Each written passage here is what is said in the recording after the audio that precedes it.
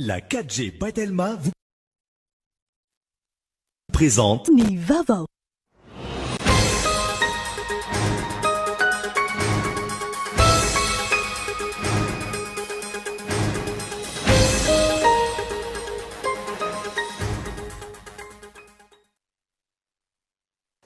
Manatra ny araba tompoko lasy tompoko vavy amin'ity voalohany volana aogositra taona 2020 ity faly mitsidika ny tokony ambaravarantsika tsirairay avy any indray ato anatin'ny fampalalam-baovao eto amin'ny fahitalavitra kolo eto am-piadohana dia asaiko ampanajana anao anaraka ny fotoana ny fampalalam-baovao hatramin'ny farany anomboantsika izany amin'ity alahady ity dia makasika ny fivoarany toedrara eto amin'ny tany sy ny firenena mivoatra hatrany ny tony fanadidina sy ny famotorana mahakasika ilay raharaha Apollo 21 izay fikasana hamono ny filohan'ny Repoblika sy ireo olom-panjakana ambony. Hatreto olona misa 220 no voasambotra ary atao famotorana. Misa 720 kosa ankilany ireo atao andromaso na ny garde à vue fanampanazavana entiny Razafiarivony Bertine, procureur général eo anivon'ny cour d'appel.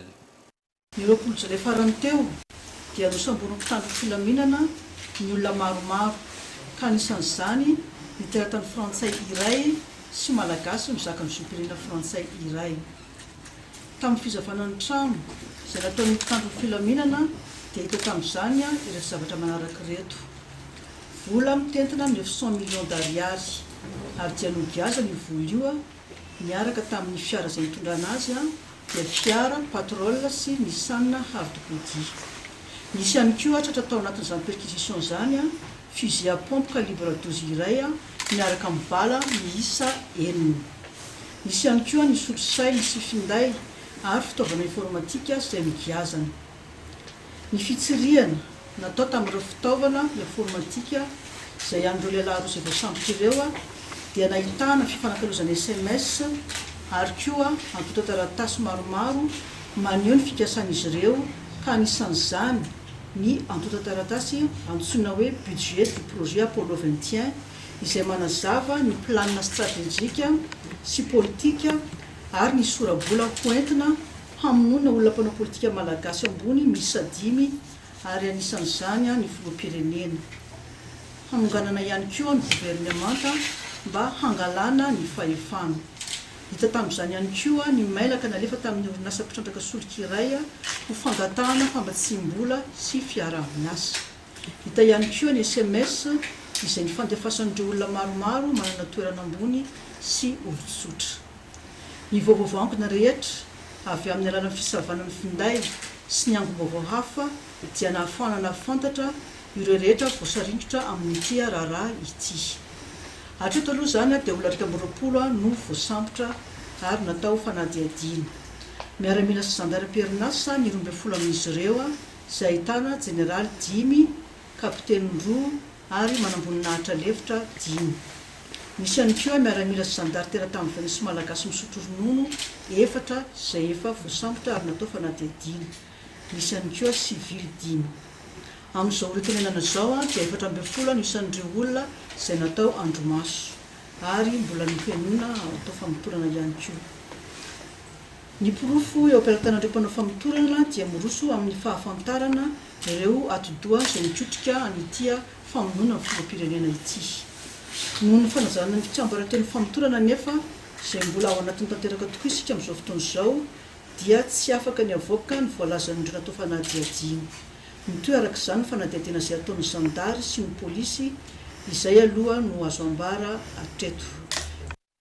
Izay no makasika ny tony raharaha Apollo 21 iny fa dia ho an'izay lafim-bavoara politika izay hatrany fa dia niona tamin'ny irakin'ny filohan'ny Repoblika Demokratika ny Congo Andriamatoa Félix Tshisekedi izay filohan'ny vondrona afrikana ny filoham-pirenena Rajoelina Andry omaly fa 1 ny volana Jolay taona 2020 teny amin'ny lapam-panjakana Yavulu ny délégation izay notarin'ity Andriamatoa Nicolas Kazadi Kadima izay ministry ny fitantanam-bola ny Congo dia nitondra ny teny fankahirezana tamin'ny filoha Rajoelina Andry makasika ny fikonokonona ny fofony ny filoham-pirenena malagasy ireny.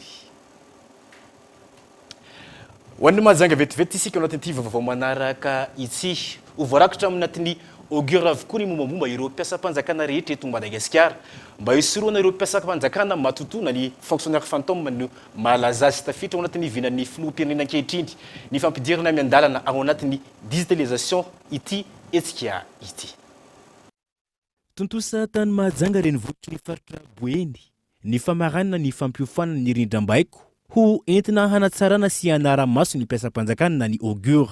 Niara-niasa tamin'izany ny ministeran'ny toe-karena sy ny vola ary ny ministeran'ny asa-panjakana. Efa samy nisitraka izany fampiofanana izany avokoa ny faritra 12 teto Madagasikara ka nofantenana tamin'izany ireo mikirakira ny lafiny mba olona eo anivony ny sehatra ny asa-panjakana. Ny 17 isanjato amin'ny fidiram-bola eo amin'ny lafiny hetra no lasa handoavana ny karama ny mpiasam-panjakana avokoa. Midika izany fa manodidina ny 5 isanjato eo amin'ny teti-bolam-panjakana no atokana ikirakirana ireo mpiasa ireo. Izay isany antony hanatsarana ny fitantanana ny mpiasam-panjakana izany ka nahatonga ny fidirana mifampiasana izao rindram-baiko augure izao.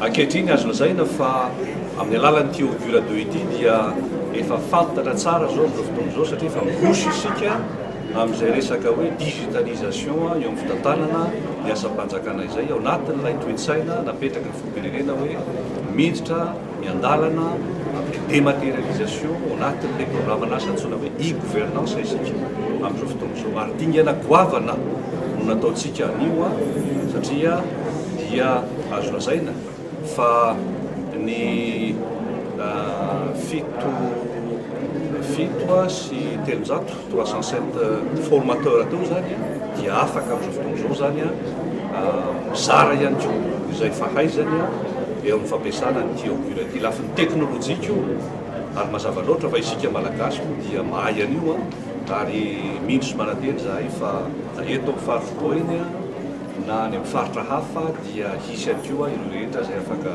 mampiasa izany application izany. Tafiditra ao anatin'ity rindram-baiko augure ity avokoa ny mombamomba ireo mpiasam-panjakana rehetra eto Madagasikara mba hisoroana ny fisian'ny mpiasam-panjakana matoto na ny fonctionnaire fantôme. Voarakitra anatin'ity avokoa ireo mpiasam-panjakana rehetra na ireo izay miala na ireo izay vao miditra. Zao zany manomboka hatrany amin'ny recrutement ny fampidiran'ny mpiasam-panjakana dia ho tafiditra amin'io kirakiray ny augure io ny fivezivezeny ny affectation zany raha taloha indraindray ny mpiasam-panjakana dia mandeha fotsiny amin'izao dia miverina dia mifindra ary amin'ny toeran-kafa koa fa amin'izao fotoana izao dia ho voaraikitra amin'ny augure daholo izany. Toy izany koa indrindra ny fifaran'ny asa na hoe ny cessation définitive de fonction izay misy ifandraisan'ny be dia be amin'ny resaka ara-bola moa izany ka ho hita soritra ao anatin'ny augure io daholo ny fikirakirana an'izany ary izay tena zava-dehibe tokoa amin'ity augure 2 izay navoasina ity. Miezaka ny fanjakana foibe ny hanafaingana ny fampidirana ny mombamomba ireo mpiasam-panjakana rehetra ao anatin'izao fanavoazana ara-informatika izao. Manomboka amin'ny fandraisana azy ireo izany mandalo amin'ny fanatanterana ny asa ary ny famaranana. Tsy misy ny mpiasam-panjakana tsy ho tafiditra ao anatin'ity fampiasana teknôlôjia vaovao ity intsony ary efa mamaramparina izany asa izany ny ao anivon'ny ministera rotonto tamin'izao fotoana izao. Ankoatra ny noty navoaka ho fanajana ny foto-drafitrasa apetraka ihany koa ny fifanarahana ny convention eo amin'ireo commune misy 3 voakasika ahafahana manaja sy miaro ny rocade diarivo izay foto-drafitrasa mba hoaharitra zany na izany aza ny fahatongavan-tsaina ny tsirairay no zava-dehibe ahafahana manatsara ny foto-drafitrasa sy mikolokolo izany ho fananany besiny maro ka itao Andriatsilavo. Atramin'ny sokafan'ny rocade diarivo maro ny lamina efa napetraka sy ny fanaraha-maso efa natao ho fampanajana ny fananana iombonana. Mbola mitoy izany hatramin'izao fotoana raha ny fanazavana.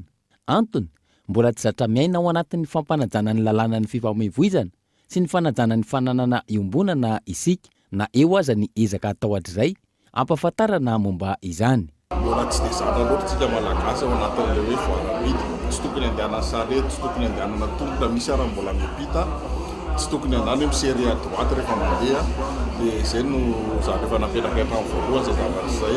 Resaka fahadiovana ary dia eo foana moa le zavatra efa teneniko teo an'itony commune Ambohimanga kely ovaintsika ny tanàna zay le targetranay a dia le ovaina ny tanàna tsy dia le hoe nanisy lalam-baovao zay dia miova ny tanàna tsy dia zay loatra fa eo mihitsy le toe-tsaina nga mantena itonana anazy dia apita amin'ny vahoaka mihitsy zavatra hoe mba hovay amin'izay le fijery satria ninninona ataon'ny fitondram-panjakana tarehan'ny président Rajoelina ninninona ataon'ny commune tsisy zavatra androso mihitsy eto raha tsy iova mihitsy ny tanàna raha tsy iova ny toe-tsaina.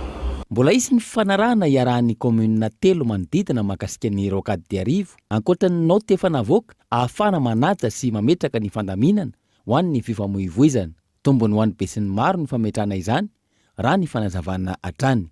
Misy ny note navoaka dia mbola izy koa ny convention iarahana ho arahan'ny commune anankitelo ho Afitsoely zay zavatra zay Ambohimanga kely commune Antananarivo Renivohitra sy ny commune Ilafy. Ny teo aloha moa efa niarahana koa tamin'ny transport ny aménagement ny gendarme sy ny polisy dia araka le teneniko tamin'ny voalohany teo fa nisy fiampianaranaisina fa le olona moa zany sarotra miala amin'ny mahazatra dia mila mivatsikelikely. Raha io dia manararoatra ihany manentana ny vahoaka rehetrarehetra mihitsy sy mampiasa an'io fa tsy vahoaka ny Ambohimanga kely ihany hoe atsao ny fananany ombonana fa ny fanajantsika an'io ny ampiovan'ny tanàna. Hatreto aloha maro amin'ireo mpampiasa lalana no efa mahatsapa fa ilaina ny fikojakojana ireny fotodrafitrasa sa goavana ireny. Maro amin'izy ireo ihany koa no efa manentana ireo mpiarabelona aminy anana fomba fijery vaovao mitodika amin'ny fampivoarana. Mbola tsy ampy anefa izany ka mila ny fahatongavan-tsaina ho an'ny isan-batan'olona na kely na lehibe indrindra ireo mpampiasa lalana ka tsy hiala amin'ireo lamina efa napetraka. La fomba vao afatanteraka indray kosa no etsika anoizana ny fotoana ny fampalalama vao mialohany anarantsika ny dokam-barotra efatra amby 900 sy 8,9 sy 4 hetsy no zatovolahy sy zatovovavy navita ny adidiny tamin'ny fitsarana miaramila tamin'ny taondasa teo iny. Anomboka rapiso ny fitsarana miaramila ho an'ny taona 2020 ho aneto anivo ny faritra Analamanga izay atao ina mikanja ny Betongolo ary aharitra iray volana maka izany ny fitsarana miaramila izany. Karatra maherin'ny efatretsy no efa vonona amin'izao fotoana izao ary tokony anao fitsarana miaramila avokoa ny tanora ampitaona manderina nosy raha ny nambarandreo tompona andraikitra Nela Ranevson.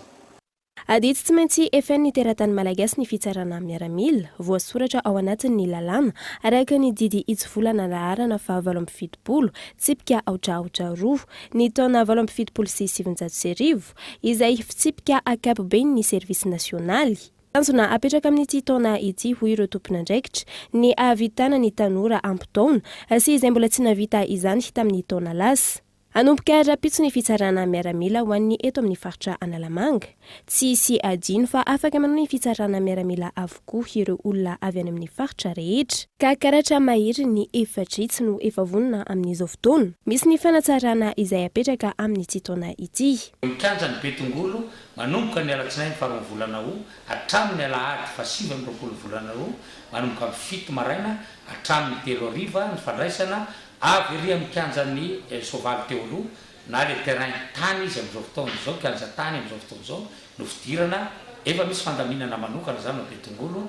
Eto dia mbola miangavy antsika rehetra ihany koa ny hoe satria efa natao latsinainy ka hatramin'ny alahady izy io aza miandry any amin'ny fotoana farany tompoko lasy tompoko avy hatrany isany vao tonga eko tsara fa nataizanao niteraka natany Tiko natany Toliara na ny Fianaratsoa dia mitondra fotsiny ao karapanondro dia milahatra dia manatona ny latabatra tsiraray aby. Eo ihany nareo dia azo ny ataontsika ny fanamarinana ny navitanareo izay fanompoam-pirenena izay karatra maitso moa zany nomena amin'io. Manoloana ny valanaretina COVID-19 sy ny mety ho fahabetsahan'ny olona tonga eny an-toerana efa misy ny lamina napetraka ho ireo tompona andraikitra. Karapanondrom-pirenena sy stilo manga no hoentina amin'izany. Ny fandaminana ny resaka fandriam-pahalemana zany sy ny fikarakarana fandraisana azy ireo dia efa tsara petrapetraka efa miana tanteraka mikasika ny sécurité ho an'ireo olona itsara maramila ireo dia efa tsara petrapetraka efa mipetraka daholo zany ny fomba hiasurena ny fandriam-pahalemana tanteraka eny amin'ny toerana io. 4,9 sy 8,9 sy 4 hetsy no zatovolahy sy vavy navita ny adidiny tamin'ny eritaona. Raha tsy ahivana, ilaina amin'ny fikarakarana ny antota taratasy ara-panjakana sy ny fanadinana ara-panjakana ny fitsarana miaramila ka tokony anao izany avokoa ny tanora feno taona rehetra na lahy na vavy. Atreo aloha ny tapany voalohany eto anivony fampalalamba vao isento vetivetsika atao tenty dokam-barotra tia rehefa avy oary.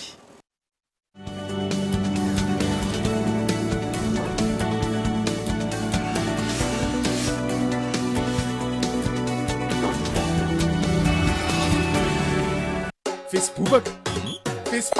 Yeah. Facebook plus. Hello Facebook plus. Alla volo mandritron-droa herinandro en 2 giga. Yeah. Ankafizo ane. Tsindriony dièse 322 étoile 68 dièse. Vidiny 2,000 ariary fotsiny.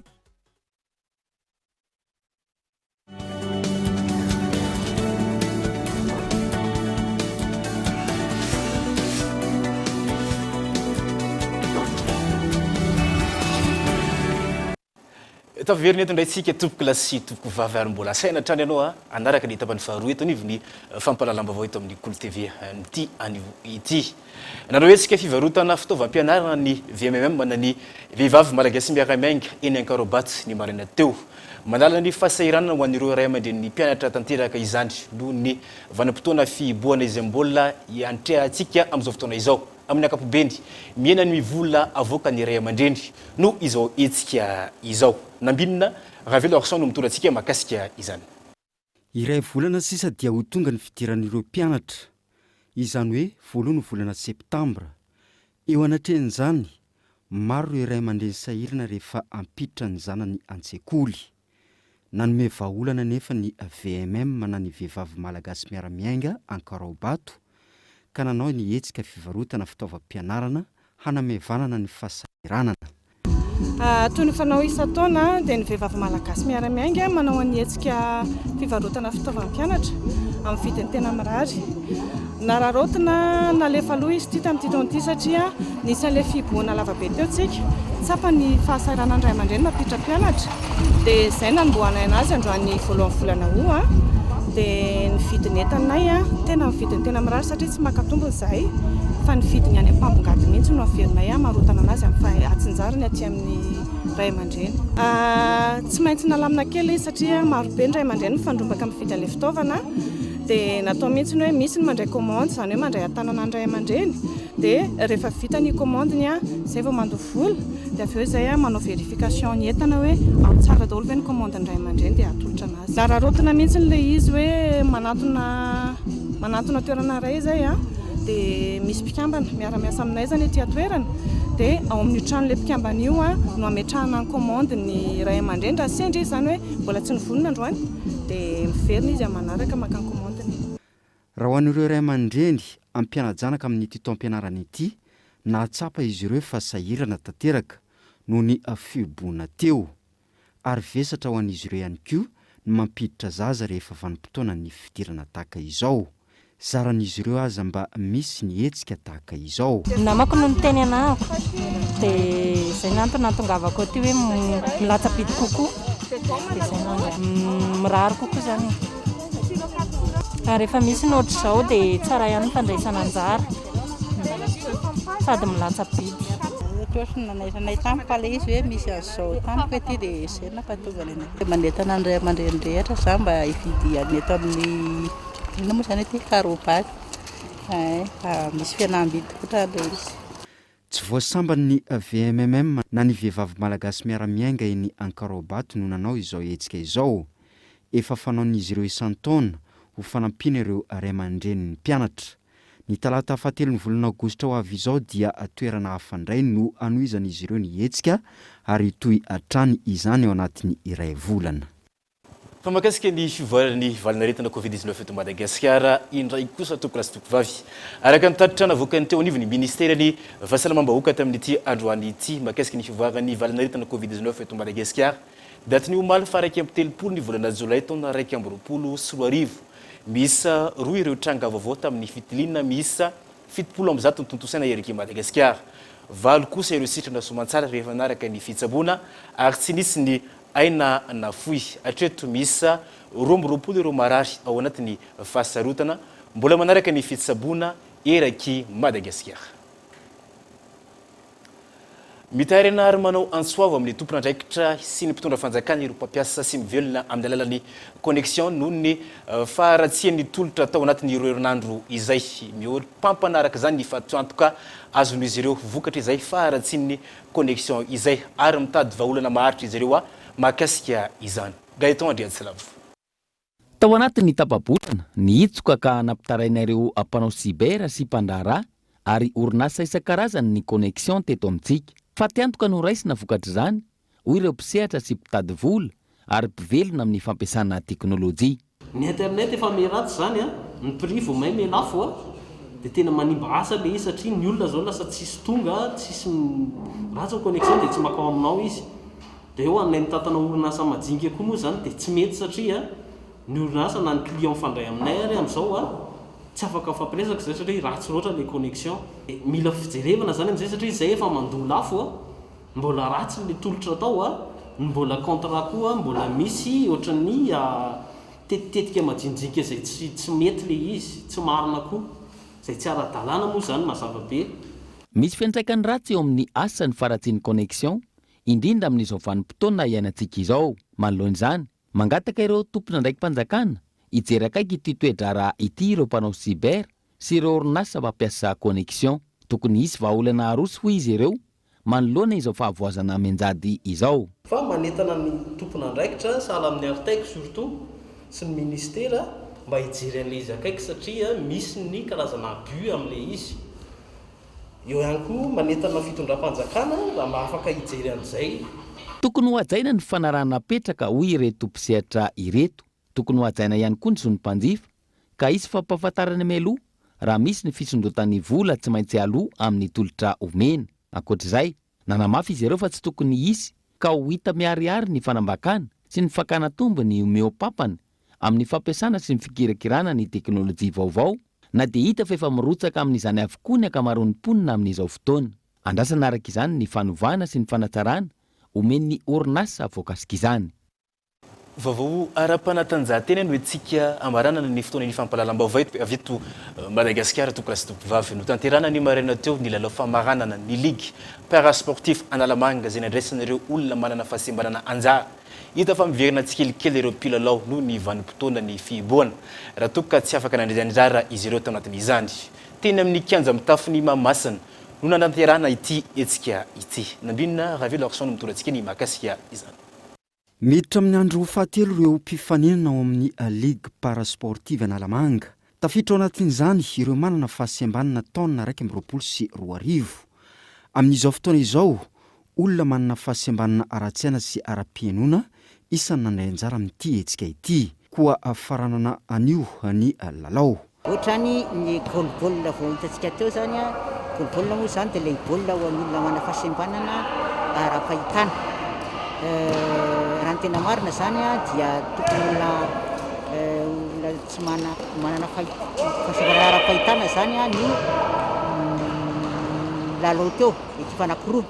Nefa noho ny tsy fahampianon'ny ekipa zany dia voatery natao ny atao hoe inclusion zany dia nangalana olona izay tsy ao anatin'ny fahasembanana ara-pahitana fa napetraka kosa mipetraka amin'ny toerana olona manana fahasembanana ara-pahitana tapenana ny maso dia nanao an'ilay baolina. Azo lazaina fa nisedra olana noho ny fiboana izy ireo ihany koa ny tsy fampiany ireo mpandray anjara. Atleta aloha dia misy ny fahasotoana. Tena misy ny fahasotoana anao an'ilay sport fa eo aminay zany izay tompona andraikitra no tsy maintsy mbola mijery ihany izay hoe ahoana satria mbola ao anatiny amena ara-pahasalamantsika. Misy koa zany fahasembanana izay somary manahirana ihany ny fampiarana ny fampiarana ara-pahasalamana eo aminy.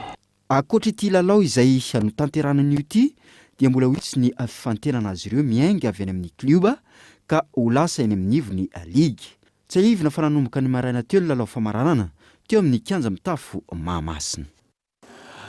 ho an'ny ivelany isika ho an'ny maresaka iresampirenena mihoatra ny efajato ireo mpifindra-monina novonjena ny aliny asabotsy fo alahady atao amin'ny sisintany ny Tunisie tao naharitra ora maro mandramaraina ny famonjena azy ireo izay niparitaka tamin'ny sambo misa telo nataona ONG misa telo ao atoerana tafakatra enjato araka izany ireo olona novonjena nandritra ity farany herinandro ity fanadidina eo amin'ny sariny France 24. Mihoatra ny efajato ireo mpifindra-monina tao anatin'ny sambo novonjen'ny ONG misa telo tao Mediterane afovoany ny aliny sabotsy fo alahady. Atreto araka izany manodidina ny 900 ireo olona novonjena nandritra ny farany ity herinandro ity.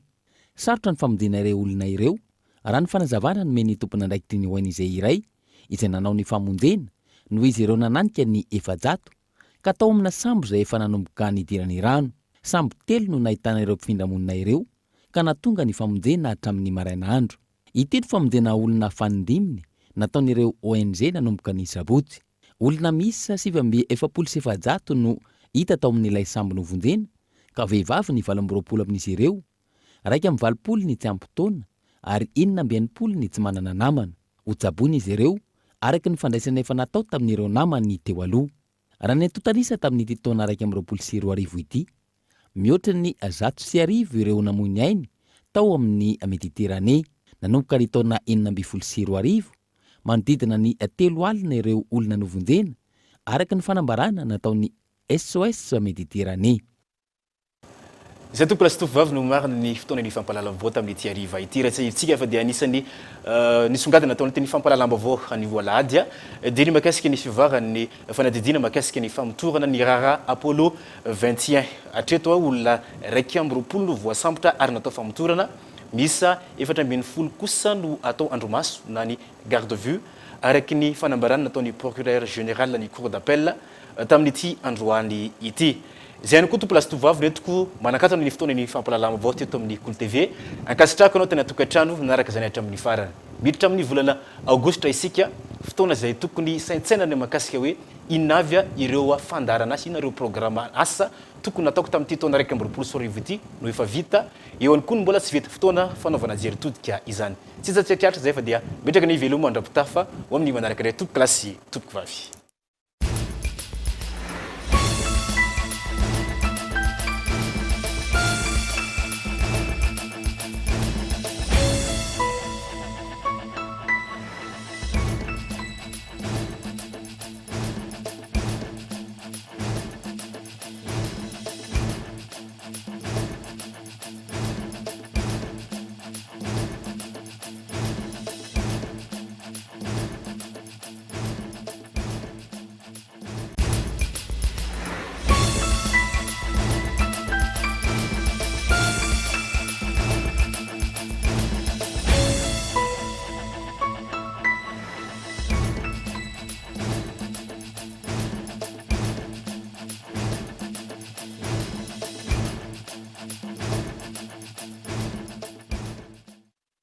La 4G by Telma vous a présenté Ni Vavao.